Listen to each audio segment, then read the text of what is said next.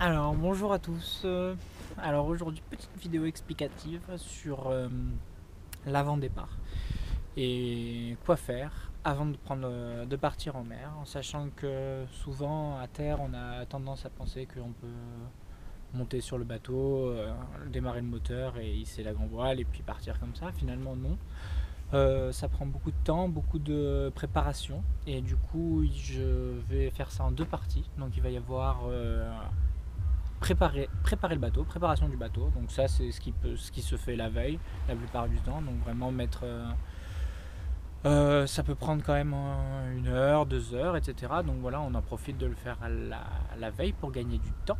Parce que le lendemain, le jour du départ, le jour J, vous avez ce que j'appelle la préparation de la navigation. Et donc là, c'est vraiment les dernières choses qu'on fait au dernier moment et qui prennent aussi un certain temps. Et du coup, mis bout à bout, ça peut faire quand même 4-5 heures. Et imaginez que vous faites tout ça au dernier moment, vous êtes en Atlantique, la marée monte, la marée descend, et du coup, vous ne pouvez plus partir. Donc, c'est des choses qu'il faut anticiper une fois de plus, encore plus quand vous êtes tout seul à le faire. Et donc, du coup, on va regarder ça en détail. Je vous invite à bord.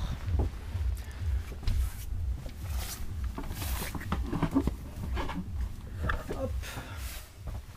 Donc voilà, j'ai préparé mon petit carnet. Pour l'instant, c'est une ébauche, hein, donc il n'y a pas tout. Mais c'est quand même déjà les choses principales que j'ai pu noter et puis on les améliorera au fur et à mesure. Donc du coup, pour la préparation du bateau, ce que j'ai fait la veille, donc ça on va regarder tout ça ensemble.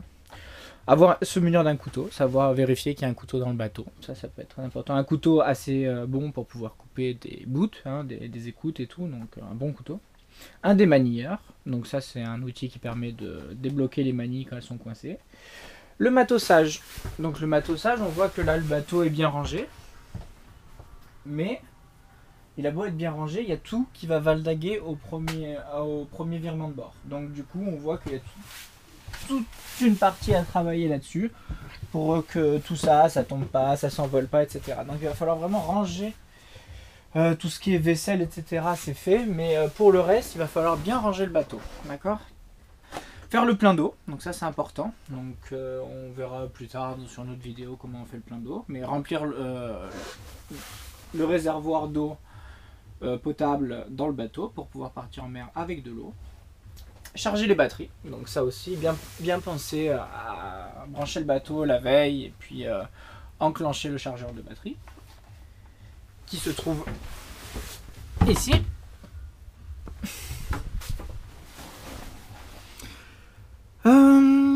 L'avitaillement. L'avitaillement, on voit qu'il est là, de l'eau, un minimum d'eau quand même. Et puis du sandwich, plus après toutes mes réserves que j'ai en plus. Vérifiez que les feux de nav fonctionnent si vous faites une navigation de nuit. Ou même si vous arrivez en fin d'après-midi, parce qu'on ne sait jamais si vous êtes retardé ou quoi que ce soit. Donc ça j'ai vérifié, il fonctionne bien. Donc il y en a 2 à l'avant, il y en a un à l'arrière, un blanc à l'avant, un rouge et un jaune, un blanc à l'arrière, un rouge et un jaune à l'avant, et un autre en haut du mât. Donc ça c'est fait. Vérifiez que les lampes torches fonctionnent. Donc vous voyez, moi j'ai ma grosse lampe qui est là. Au cas où, si j'ai plus d'électricité, je sais où elle est. Et puis après, j'ai ma lampe frontale qui fonctionne aussi. Faire le plein d'essence. Donc ça, le plein d'essence est fait. Donc ça, je l'ai vérifié. Vérifier le niveau d'huile, on l'a fait dans une vidéo précédente. Et vérifier le liquide de refroidissement, on l'a fait aussi. Donc ça, c'est pour la préparation du bateau. Bien sûr, il reste sûrement d'autres choses à rajouter. Hein, vérifier qu'on a assez de brassières, etc. pour ceux qui vont venir dans le bateau le lendemain, etc. Maintenant, on va parler de avant la navigation. Avant la navigation, c'est aussi ce qu'on va vérifier au dernier moment. Donc le jour J, avant de partir, vous voyez que pour l'instant, il y a déjà bientôt 2 pages. Donc du coup, il faut bien prendre son temps. Donc vérifier que la vanne au moteur est bien ouverte. Donc on va le faire. Hop. On met à l'intérieur la main, là, et on ouvre la vanne d'eau pour que justement c'est la vanne la plus importante, c'est celle qui permet d'avoir de l'eau pour refroidir le moteur. Donc si vous faites pas ça, le moteur peut serrer. Pour ceux qui ont les cheveux longs, attachez ses cheveux parce que bien sûr avec toutes les poulies, les cordages, etc. qui a sur un bateau, il faut avoir les cheveux. Ceux qui ont vraiment les cheveux longs, il faut qu'ils soient attachés. Définir le plan d'eau au vent. Donc ça, vous regardez la météo et vous regardez un petit peu d'où vient le vent, en sachant qu'on essaye toujours de partir face au vent. Donc bien sûr on peut pas, mais en louvoyant face au vent, pour pouvoir revenir avec des vents portants, c'est-à-dire des vents de dos, et beaucoup plus simple pour revenir au port et beaucoup plus calme, et surtout on peut avoir une trajectoire bien définie. Alors que quand on essaye de remonter face au vent, forcément on est obligé de tirer des bords et du coup c'est plus imprécis.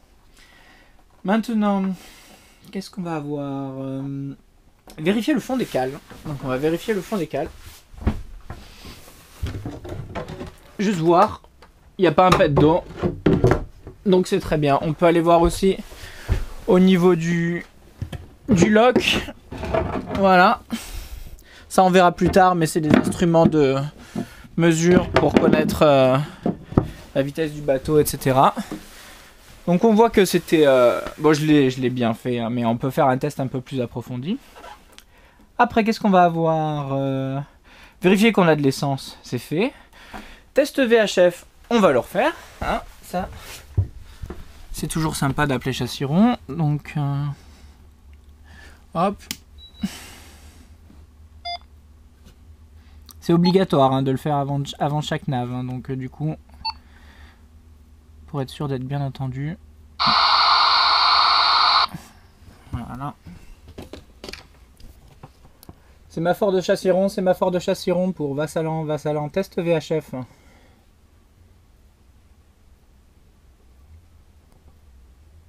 Vassalan de chassiron, vous êtes par écart.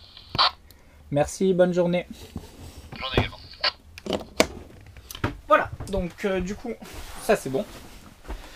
Maintenant, obligatoire hein, à faire tout ce que j'ai écrit. On vérifie que les hublots et les équipés sont fermés. Donc les équipés, c'est ces choses-là.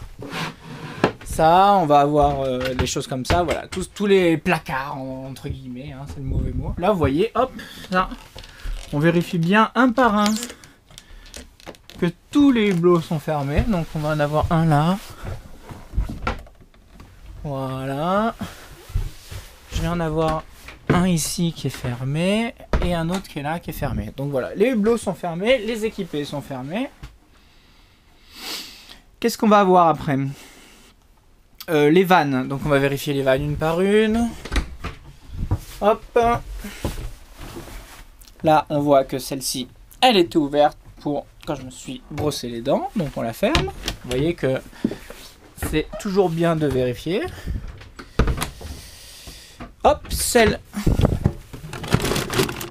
là, elle est fermée pour l'évier. Et bien sûr, on a ouverte celle qu'il faut. Après, qu'est-ce qu'on va avoir? Les haussières en double. Alors, l'haussière en double, je vais sortir un peu.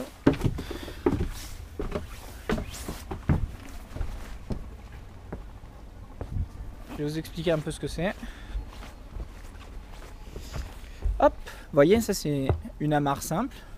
Et ça c'est une haussière en double, tout simplement. Ce qui va nous permettre après de s'avancer pour pouvoir faire un petit coup de lasso.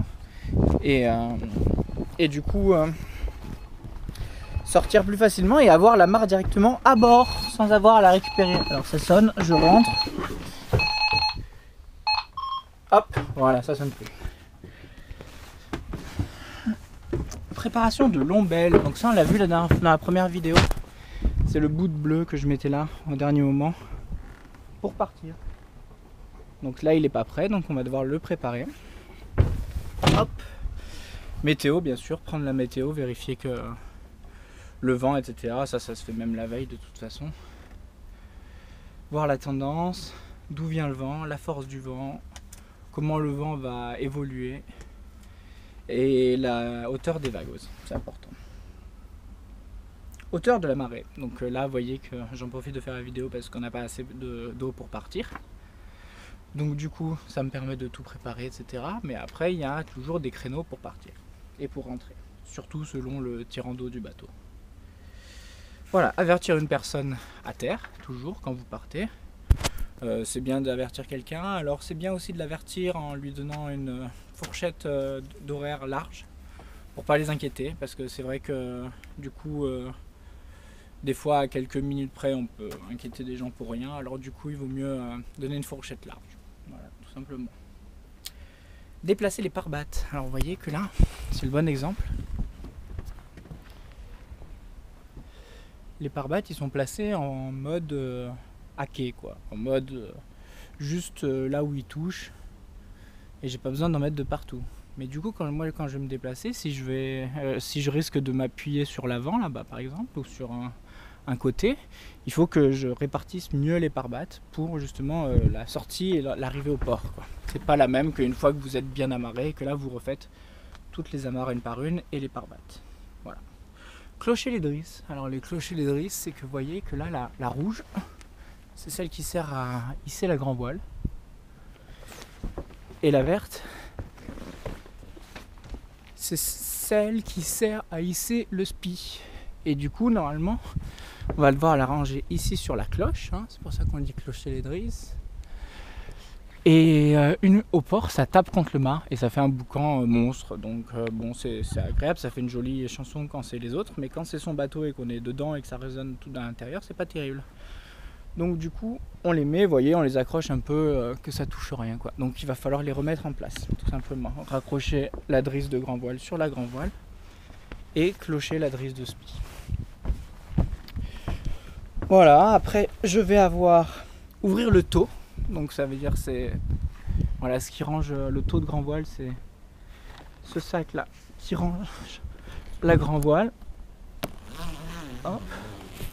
Le laisser libre pour laisser la grand voile prête à être hissée.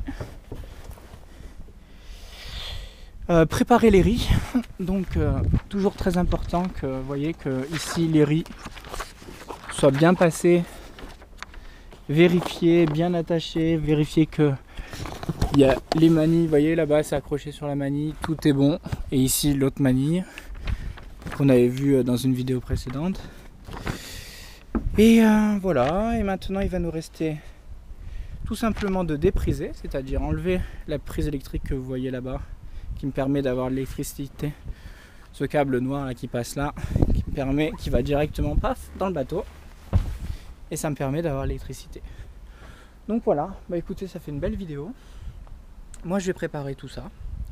Et puis je vous refais une vidéo juste après, avec quand tout sera préparé, etc. Juste avant d'allumer le moteur avec tout ce que j'ai raconté. Voilà. Allez, bisous, à tout à l'heure.